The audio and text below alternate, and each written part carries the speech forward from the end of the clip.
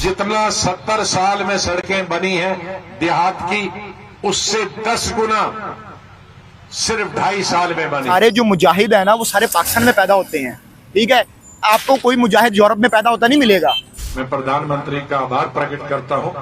उन्होंने एक प्रोविंस में दिया था एम्स और दूसरे में IIT और IIM।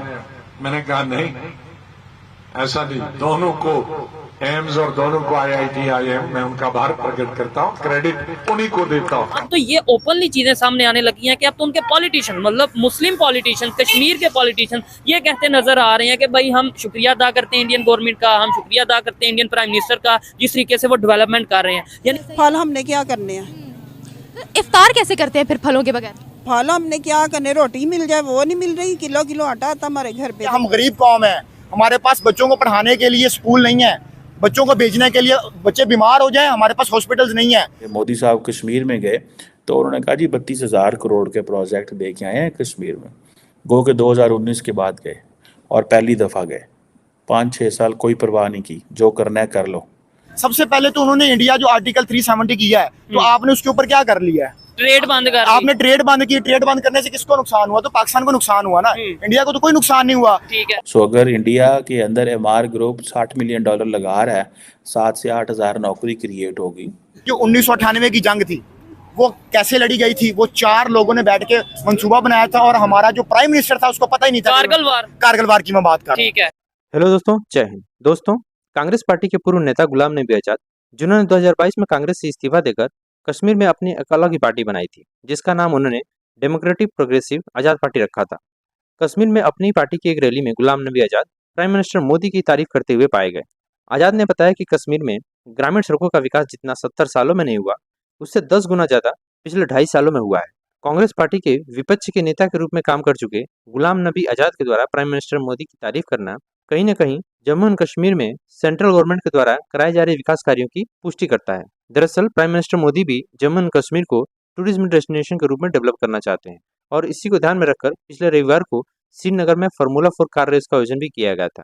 तो अभी जो आपने जैसे इंट्रो करवाया, गुलाम नबी आजाद ने जिस तरह आके उसने वहाँ पे डेवलपमेंट के शुक्रिया अदा किया और डेवलपमेंट के बहुत बड़े पैकेजेस भी दिए। और रिसेंटली जब श्रीनगर में मोदी आया था उसने भी बहुत सारे ऐसे प्रोजेक्ट्स दिए।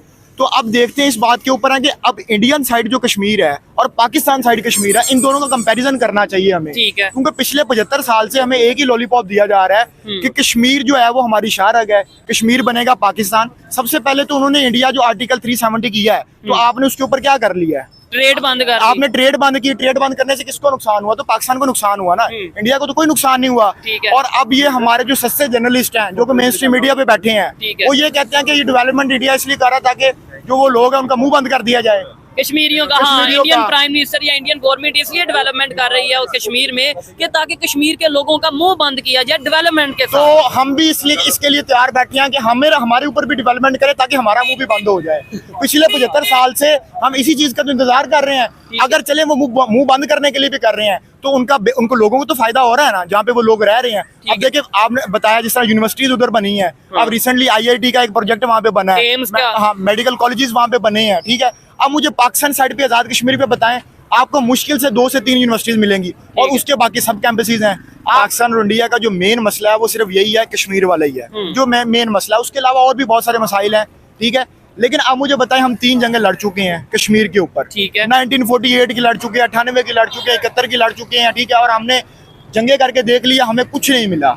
मैं अभी भी जो इंडिया जहाँ पे कश्मीर के लोग हैं वो क्या चाहते हैं, ये मेन इंपॉर्टेंट बात है। मेन चीज ये चीज है। अगर देखे ना, अगर आजाद कश्मीर की तरफ हमने कोई मॉडल आजाद कश्मीर बना दिया होता तो हम लोगों को दिखाते, इंटरनेशनल मीडिया को दिखाते कि यार ये देखो, ये हमारे पास आजाद कश्मीर है, ये मॉडल बन चुका है। और हम जो दूसरा कश्मीर है इंडिया साइड वाला, उसको भी हम ऐसा बनाना चाहते हैं कि आपके पास एक ऐसी मिसाल, को एक ऐसा इदारा, को एक ऐसा हॉस्पिटल, को एक ऐसा प्रोजेक्ट है जो कि आप इंटरनेशनल मीडिया के सामने पेश कर सकते हैं। और यही सवाल अगर दूसरी साइड के हवाले से किया जाए, वहाँ पे तो G20 की मीटिंग होगी और उन्होंने दिखाना क्या दिखा दिया है। G20 की वहाँ पे मीटिंग हुई, IIT दुनिया का अब इंटरनेशनल ब्रांड बन चुका है। वहाँ पे IIT से कितने लोग पढ़ के गए हैं जो सॉफ्टवेयर कंपनीज जो हैं, जो बहुत बड़ी उनके कंपनीज है, CEO माइक्रोसॉफ्ट CEO हैं, जो IIT से पढ़ के निकले हैं। आप मुझे बताएं, आप कि इस तरह का एक भी इदारा बना सके आजाद कश्मीर के अंदर? ठीक है। तो देखें, अब ये जो लॉलीपॉप आप पिछले 75 साल से दे रहे थे ना, अब इसको देना बंद कर दें, क्योंकि इसके पीछे मैं आपको रीजन बता देता हूँ। अब जो मुझे लगता है ये रीजन है, इसके पीछे सारा मामला ये है कि हम दोनों मुल्कों के दरमियान मसला एस्टैब्लिशमेंट का बेसिकली। अगर हम अपना आज बजट खत्म कर दें, हमारा मेन मसला इंडिया के साथ है ना, अगर हम अब डिफेंस बजट कट आउट कर दें तो इसका डायरेक्टली नुकसान किसको जाएगा? मैं पाकिस्तानी ऑडियंस से भी पूछता हूँ और मेरी जो इंडियन ऑडियंस है मैं उससे भी पूछता हूँ। तो ये बेसिकली इस मसले को कभी सॉल्व करने की कोशिश की भी नहीं गई, और अगर इसको कोशिश की जाती है इस मसले को सॉल्व करने की तो मसला हल हो जाना था। इसमें मैं आपको बताता हूँ, जो पॉलिटिकल लीडर्स हैं उनका कोई कसूर नहीं है, क्योंकि बेनजीर भुट्टो ने भी कोशिश की इस मसले को हल करने की, उसके बाद नवाज शरीफ ने यहाँ पे मोदी को इनवाइट किया, ठीक है, और वाजपेयी साहब आए, मोदी साहब आए, मोदी साहब आए। अब इस मसले को हल कौन नहीं करने दे रहा?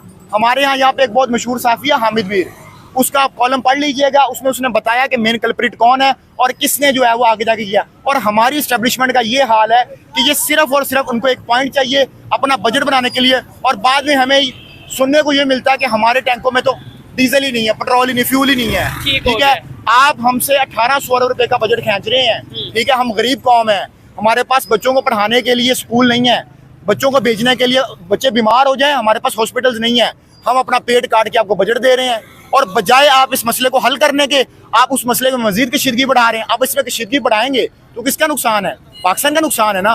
वो देखें ना, आपने एक सेकंड, इंडियन आजाद कश्मीर, आप चलो G20 का तो आप नहीं है मेंबर, OIC का मेंबर तो आप है ना। आपने कितने OIC के इजलास श्रीनगर ये इधर बुला लिए हैं, मुजफ्फराबाद में कितने बुला लिए हैं?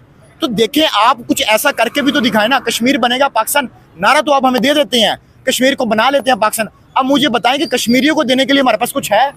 या तो हमें ये बताना कि कश्मीरियों को देने के लिए हमारे पास कुछ हो तो हम कश्मीरियों को कहीं भी आप इधर आ जाएं, और जो लोग वहाँ पे कश्मीर में रहते हैं वो पाकिस्तान के साथ नहीं आना चाहते। दिलशाद भाई, अब तो ये ओपनली चीजें सामने आने लगी हैं कि अब तो उनके पॉलिटिशियन, मतलब मुस्लिम पॉलिटिशियन, कश्मीर के पॉलिटिशियन ये कहते नजर आ रहे हैं कि भाई हम शुक्रिया अदा करते हैं इंडियन गवर्नमेंट का, हम शुक्रिया अदा करते हैं इंडियन प्राइम मिनिस्टर का, जिस तरीके से वो डेवलपमेंट कर रहे हैं। यानी जो हम एक लॉजिक देते थे कि वो देखो जी वहाँ पे यासीन मलिक ने प्रोटेस्ट कर दिया, वो देखो जी वहाँ पे वो कश्मीरी पॉलिटिशियन ने प्रोटेस्ट कर दिया, कितना जुल्म हो रहा है, अब तो वो पॉलिटिशियन खुद कह रहे हैं, उनकी पब्लिक खुद कह रही है कि हम शुक्रिया अदा करते हैं, डेवलपमेंट हो रही है।